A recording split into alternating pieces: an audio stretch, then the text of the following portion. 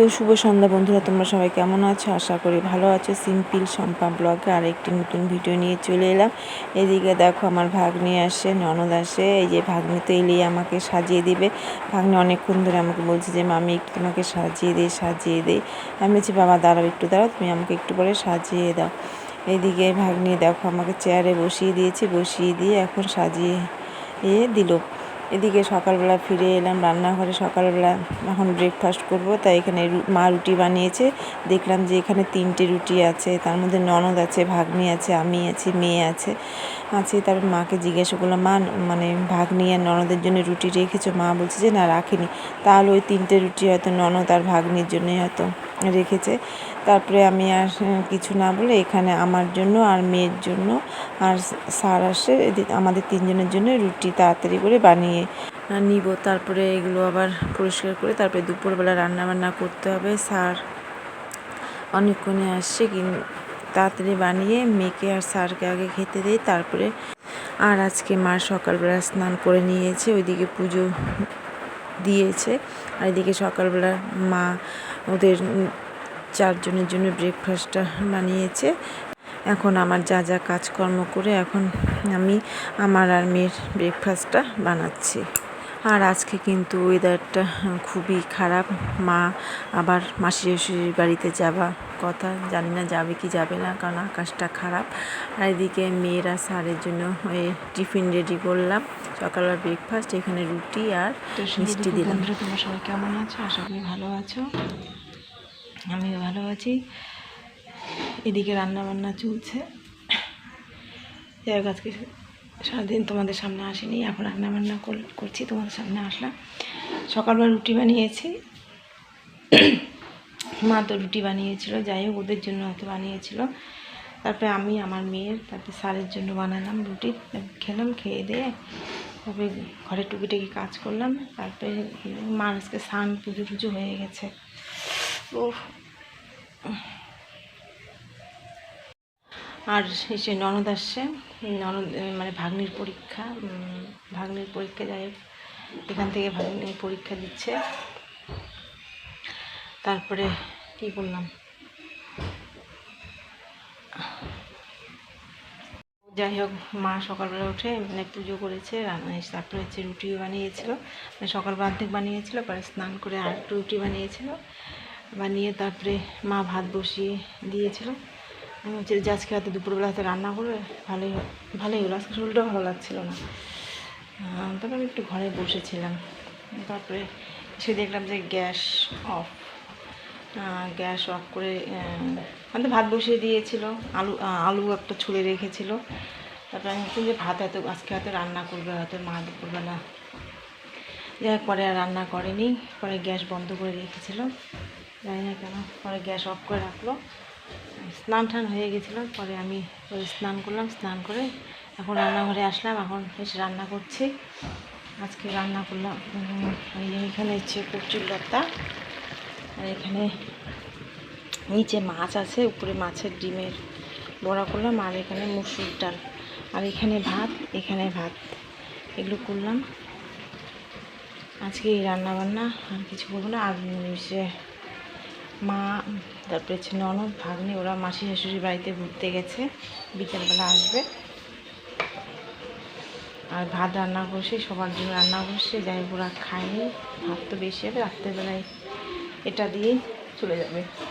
এদিকে বাসন মেজে রাখলাম, এখানে একটা কড়াই আছে, ওই কচুর লতাটা হোক, তারপরে একবারই মেজে নেব, দুটো কড়াই।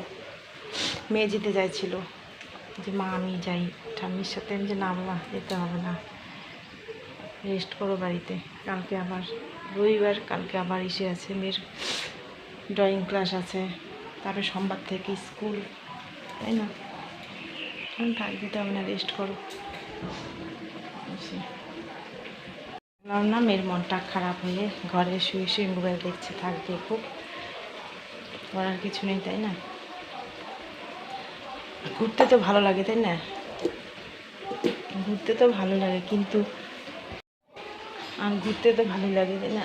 এই আসার পরে জামা কাপড় কাচো, তারপরে রান্না বান্না, পুজো টুজো দেওয়া, ভাল লাগে না, এর জন্য ঘুরতে, তার মধ্যে বাচ্চা নিয়ে রোজ রোজ জার্নি। যাদের রান্নাবান্নার চাপ থাকে না, পুজো টুজোর চাপ থাকে না, তারা এক্সট্রা কাজ করে এদিক ওদিক ঘোরাফেরা করে, তাদের ঠিক আছে। কিন্তু আমাদের এই বাড়ির কাজকর্ম করে বাচ্চা নিয়ে এদিক ওদিক দৌড়ানো, তারপরে কোথাও ঘুরতে যাওয়া একদমই ইচ্ছে করে না। কি আর সত্যি কথা, আগে আমি ঘুরতাম, এখন মানে ঘুরতে যেতে ইচ্ছা করে না। কারণ এখন মানে মেয়ে যতই বড় হচ্ছে ততই মানে চাপটা বেশি হচ্ছে। মেয়েকে নিয়ে এখানে ছোটাছুটি, বাড়ির কাজকর্ম, রান্না বান্না করে আর কোথাও মানে মনটা চায় না যে কোনো আত্মীয় স্বজনের বাড়িতে আমি যাই। ভালো লাগে যেতে, কিন্তু কাজকর্মের জন্য আর যেতে ইচ্ছা করে না। সকালবেলা স্নান টান করো, পুজো টুজো দিয়ে আত্মীয় স্বজনের বাড়িতে যাও ঘুরতে, তাহলে ভালো লাগে। এই রান্না বান্না করে, তাই না, রান্না বান্না করে আত্মীয় স্বজনের বাড়ি এই গরমের মধ্যে ইচ্ছে করে না। আমি তোমাদের দাদাভাইকেই বলি, আমাকে যদি ঘুরতে নিয়ে যাও কোথাও, সকাল সকাল নিয়ে যাও, 9:30 10টার মধ্যে এই রান্না বান্না করে দুপুরবেলা আমি যাব না ঘুরতে, যাই না আমি দাদাভাইয়ের সাথে এর জন্য ঘুরতে। আর সুন্দর ফ্রেশ হয়ে, তাই না, ফ্রেশ হয়ে স্নান করে কোথাও ঘুরতে যাও ভালো লাগে। তুমি স্নান করে আবার রান্নাঘরে ঢুকে রান্না বান্না করে তারপরে গরমের মধ্যে ঘেমে ঘুমে আত্মীয়র বাড়ি ইচ্ছে করে না। আমার তো ইচ্ছে করে না। কার কার ভালো লাগে রান্না বান্না করে আত্মীয়র বাড়িতে যেতে, কমেন্ট করে বলো। আর এদিকে সমস্ত কাজকর্ম শেষ, খাওয়া দাওয়া কমপ্লিট। আর এখানে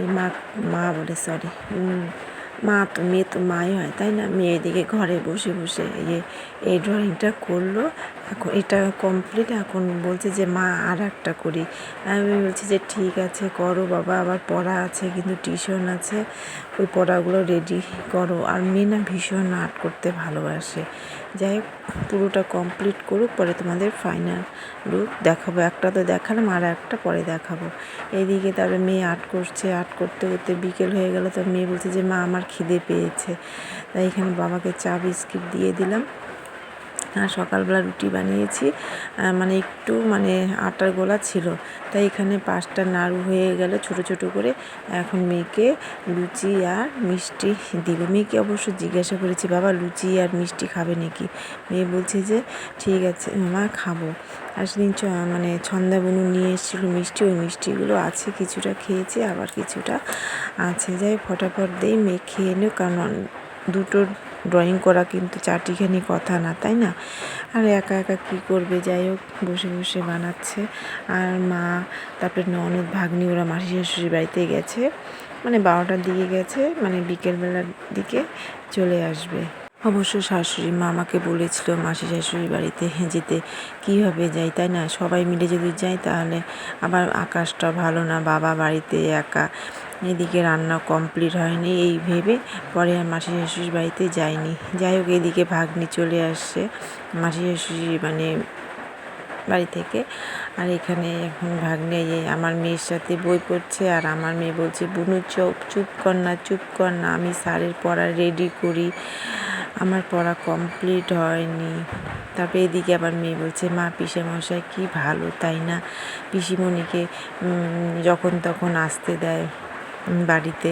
যে হ্যাঁ পিসেমশাই ভালো, পিসেমশাই ভালোর জন্য তো পিসিমণি আসতে পারে সবসময় আমাদের বাড়িতে।